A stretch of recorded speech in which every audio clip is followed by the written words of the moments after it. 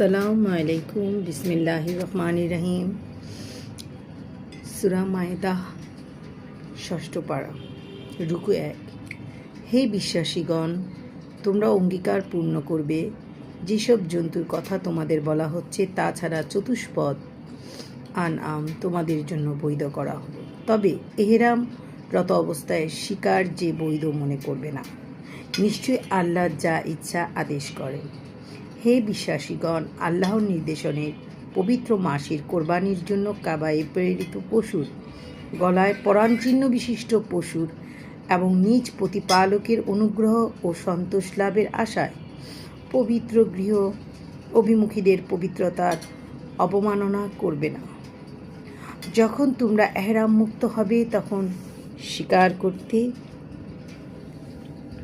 পারো। তোমাদের পবিত্র মসজিদে বাধা দেবার জন্য কোনো সম্প্রদায়ের প্রতি বিদ্বেষ তোমাদের যেন কখনোই সীমালঙ্ঘনে প্ররোচিত না করে। সৎ কাজ ও আত্মসংযমে তোমরা পরস্পর সাহায্য করবে এবং পাপ ও সীমালঙ্ঘনে একে অন্যের সাহায্য করবে না, এবং আল্লাহকে ভয় করো। নিশ্চয়ই আল্লাহ শাস্তিদানের কঠোর।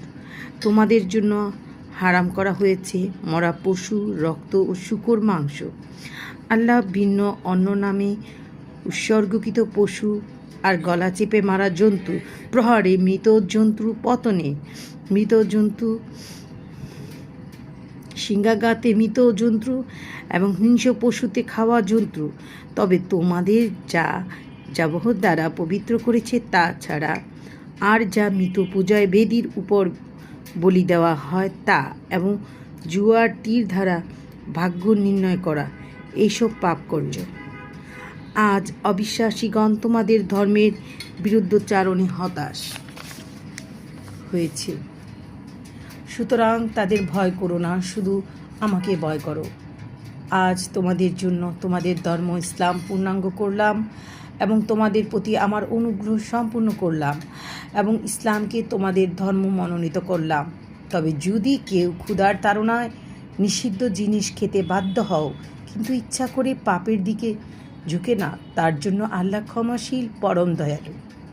লোকে তোমাকে প্রশ্ন করে তাদের জন্য কি কি বৈধ করা হয়েছে।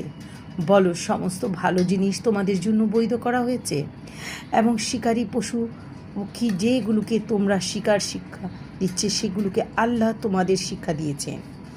ওইগুলো শিক্ষা দেওয়া পশু পাখি যা তোমাদের জন্য ধরে তা ভক্ষণ করবে এবং এতে আল্লাহর নাম নেবে এবং আল্লাহকে ভয় করবে।